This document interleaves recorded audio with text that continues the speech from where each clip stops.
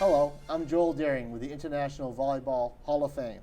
We are speaking one-on-one today with Debbie Green, a member of the 1995 induction class. This is Volleyball in Perspective. Welcome, Debbie. Thank you. You were inducted as an indoor player for what was truly an amazing international career.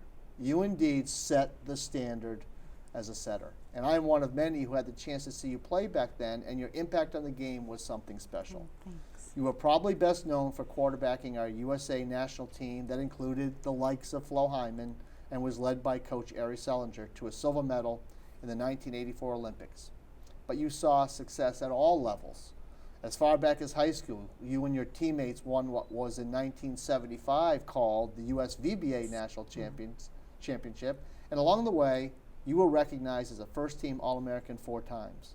You also were honored as a 2-time first-team All-American while setting for USC and leading them to 2 titles, and in 1978, you were the Player of the Year. You competed and medaled at the Pan American Games, played in multiple World Championships, and in 1986 received the all-time great award from USA Volleyball. Start at the beginning. How did you get involved in volleyball? My dad made me play because he started playing on the beach, and because he broke his leg skiing, so we lived by the beach, so he thought beach volley, he loved it. And so he dragged me to the beach, and then, but I didn't play, I was really young. And then he started playing indoors, doubles, and he dragged me and make me be his doubles partner in open gym, and I hated it. The ball stung my arms. I mean, there's college guys playing, older men, women, and I was 13 years old, 14. Couldn't serve the ball over the net. No one wanted me on the team. So he thought, well, maybe if I have you play with girls your age. But back then, there wasn't really junior club. But he found a group, and he stuck me, he talked to the coach, and I became really good at handing balls. And, you know, in fact, Flo was on that team, Flo Hyman. And I was one of the worst players, so there's 4 of us that would get kicked out of the gym, and we'd be behind the partitions to work on somersaults and cartwheels to learn body control. But we would peek and watch the scrimmage. And Wow. I wanted to quit every day because I was bad. When you're not good at something, it's hard to enjoy it. But my dad wouldn't let me quit because every practice, every day, I'd say, I don't want to play. I can't do this. I can't do it. I'm no good. No one wants me to be on their team. You know, the girls would roll their eyes when they'd be stuck with me in a drill, but he wouldn't let me quit. So what was the breakthrough? The breakthrough was I started training with Chuck Irby. Well, again, I was the best ball hander for months, probably a year, and eventually all the good players quit. They wanted to do the high school social thing. So my dad said, see, now I knew a time would come that he would coach you.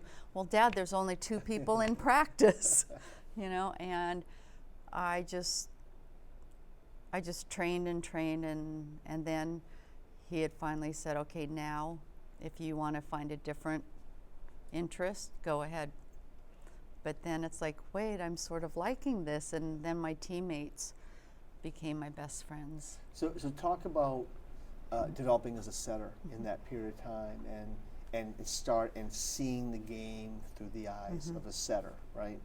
Talk to us about that part of your career where you were developing what became. Well, back then, it wasn't that coach looked at me and said, oh, you have nice hands, you're quick, you can, you know. It's like, okay, you're the shortest one, I guess you'll be a setter. And I wasn't a natural. I wasn't a player that a coach would, oh, I want to coach you. You know, it's just, I just out-trained. Yeah.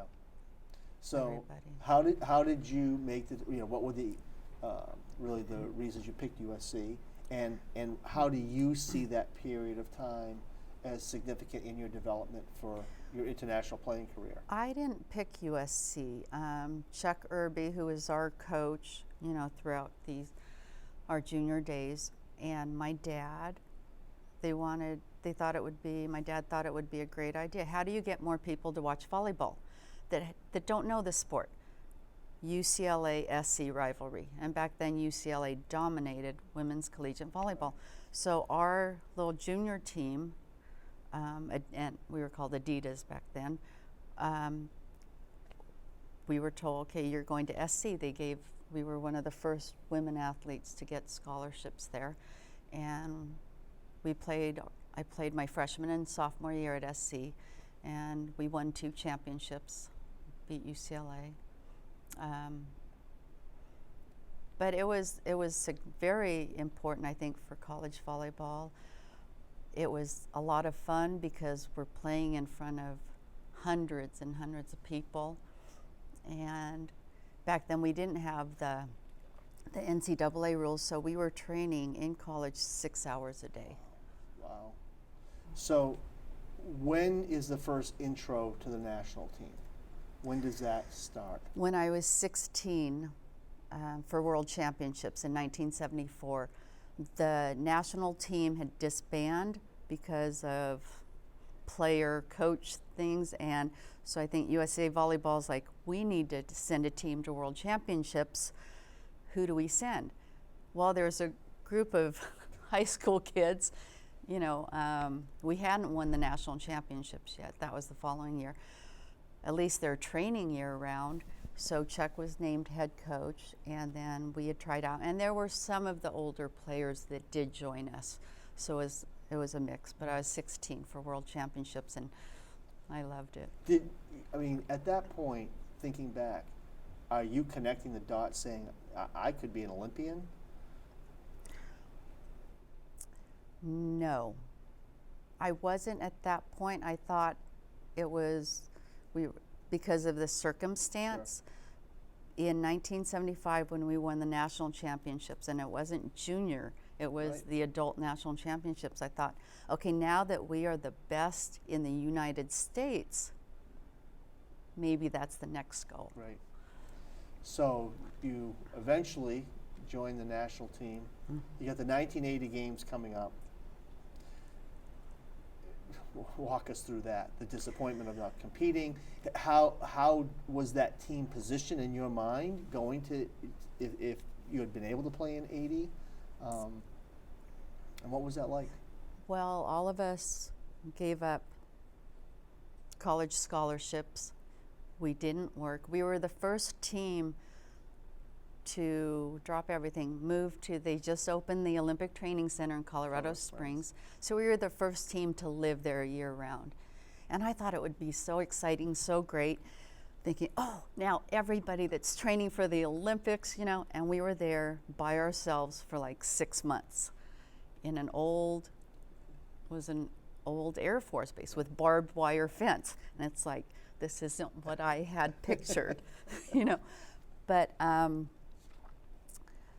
we were, in my mind, we were going to win the gold. We were ranked number 1. We were one of the sports in the late 70s that was beating Russia, East Germany, and I always felt we were headed to win.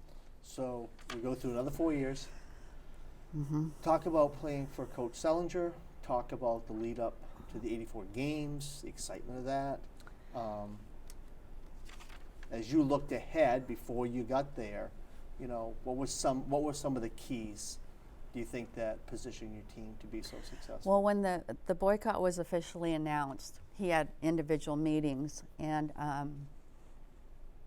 even before that, I thought I'd retire after the 80 Olympics. I was going to be 22 years old. I needed to have a normal life, fall in love, have a family. And I remember him outside the gym after practice going 4 more years, after the 80 Olympics. And I said, no, I'm going to be old, at 22. And he said, Debbie, if you retire, you'll be the youngest retired setter in the history of volleyball. You're just now starting to learn how to be a setter. And I said, no. And he says, okay, well, you've been our setter for so long.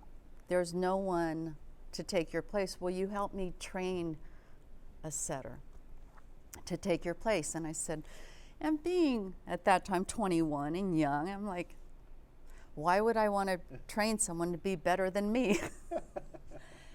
And he said, he looked at me and he said, because it's more rewarding when you see, as a coach, your player achieve their dreams.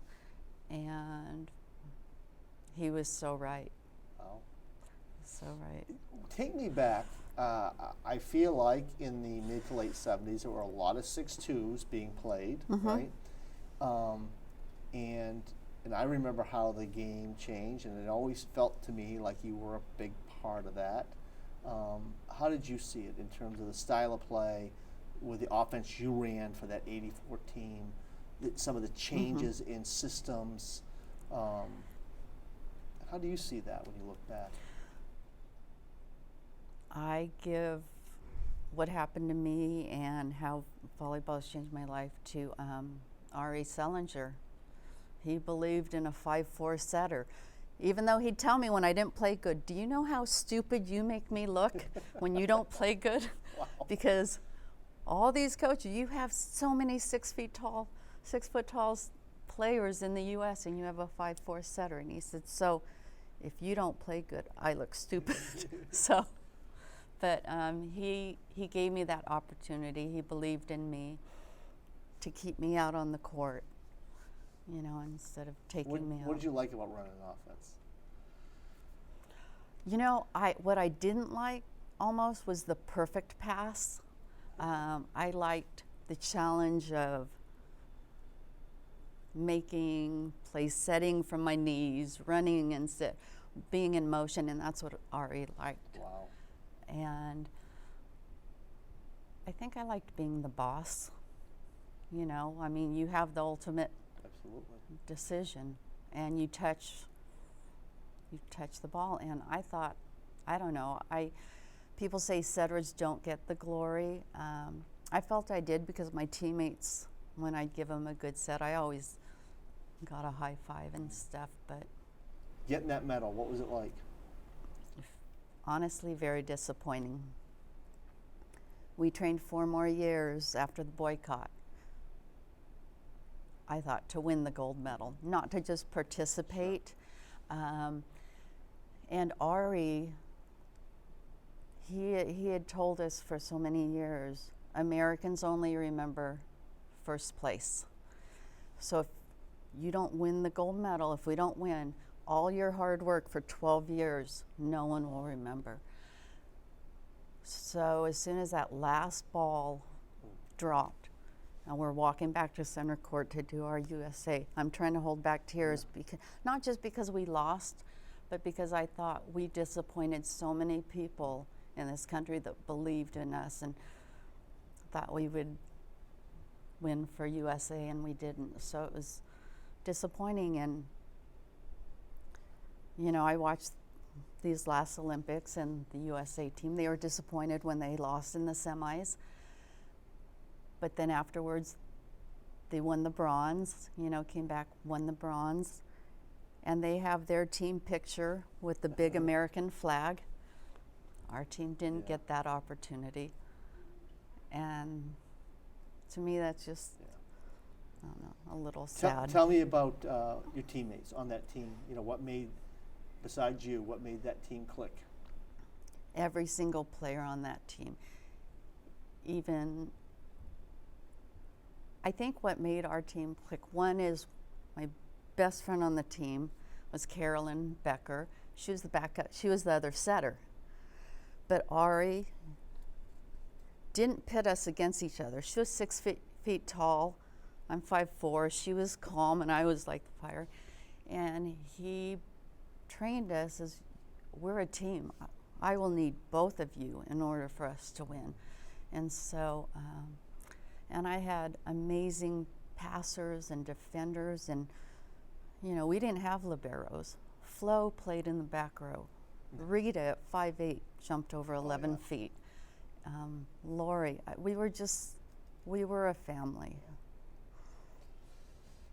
So now we've turned the page and you've done a lot of coaching. A lot. And you have coached and trained a bunch of All-American setters. I mean, we need to put that out there. When volleyball folks see a setter you've trained, what do they see? How do you train your setters to be successful? I demand discipline the first year or two because I think fundamentals are so key. And then after their sophomore year, then each of my setters have different personalities, different style. Then it's like, then they develop into their own, you know, but I'm very technical coach, and a lot of the things that happen between plays I think are just as important, between games, and the communication. So connect the dots with you coaching your daughters, the time frame, and having them play against each other, and it's worked out, although you might not have thought it at one point. You end up being able to coach both of them. Yeah, my daughters all through club, their club coaches, would you come in and help? And you know, but they wouldn't have it. They did not want me in practice. They didn't ever want me to, you know, work with them. They said, I just want you to be my mom. And I'm like, well, don't be coming to me when you're 18 with all these bad habits, you know. But Nicole got recruited at Long Beach State. She's my oldest, in 2005, and so she was going to be the last setter I trained. I thought, that's perfect. I was pregnant with her my first season, and I'll leave with her senior year, and I'll just not travel, no recruiting.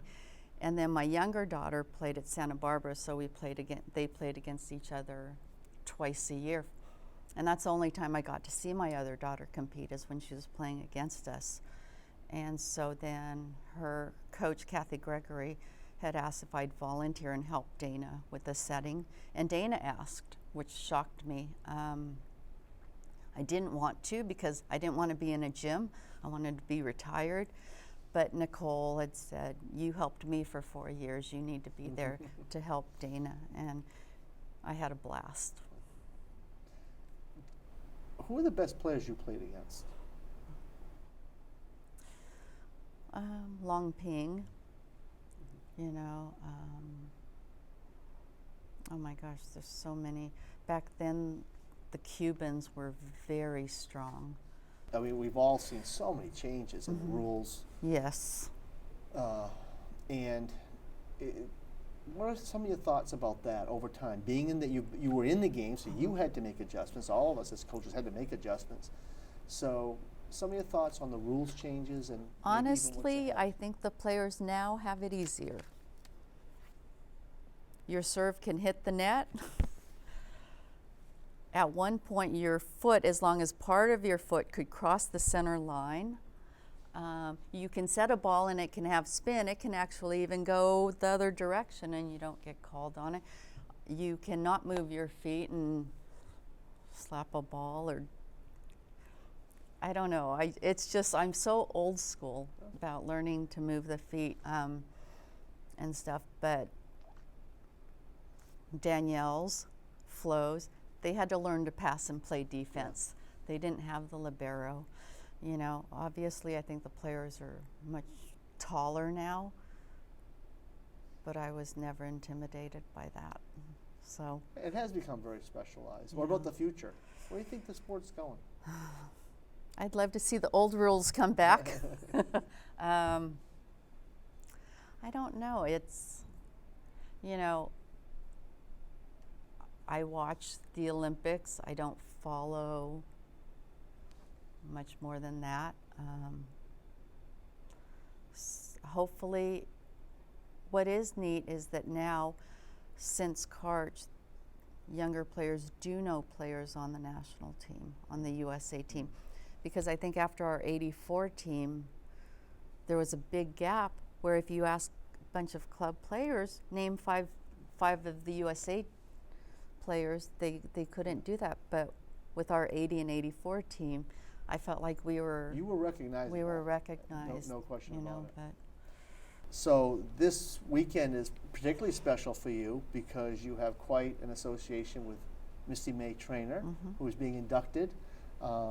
You've seen her amazing career, the difference that she's made in just bringing great exposure to the sport of beach volleyball and really sports in general. Yeah. And you get to coach with her. So share a few thoughts you have about Misty. Well, I was lucky enough to coach her in college, and I can say every day being in the gym with her was special. As amazing as she comes back being player of the year, yet her senior year she still wants to work on phonema. She still wants to get better, and she was like a sponge, and she hasn't changed. 3 gold medals, all her fame. She's still the same Misty that I remember when she came in as a freshman, and I'm so proud of her. I'm very proud of Danielle Scott Aruda too, but Misty's someone that was in my life as a player and will always be an important person in my life. How do you describe her as a coach? She's a great coach. Great coach. She's fun, funny, yet she demands discipline and effort. And she knows, her job and our job as her assistants is to teach. But Butch, Misty, and I feel like we're all on the same page because of the discipline and the teamness. You have to be a team, and you have to train like a team. And she's just amazing. She was an amazing role model as a player for my daughters and many thousands of kids in this country, and she's going to be an amazing coach. She already is, I think. I agree. So I got to take you back with us, but I'm going to take you back. 1995, how did it feel when you were inducted into the International Volleyball Hall of Fame? It was such an honor. I mean, having my dad, mom, stepdad, and I think what was such an honor is to be in the class with Ari Selinger and him being here, being inducted also, because without Ari, indoor volleyball would not be what it is today. It was such a special weekend. I wish, now looking back, I wish my 2 girls could have been here, but it's the highest honor there is. Well, it's awesome having you back here, and thank you for your time. Thank you. We've been speaking with International Volleyball Hall of Famer from the class of 1995, Debbie Green. This is Volleyball in Perspective, and I'm your host, Joel Daring. Thank you for watching.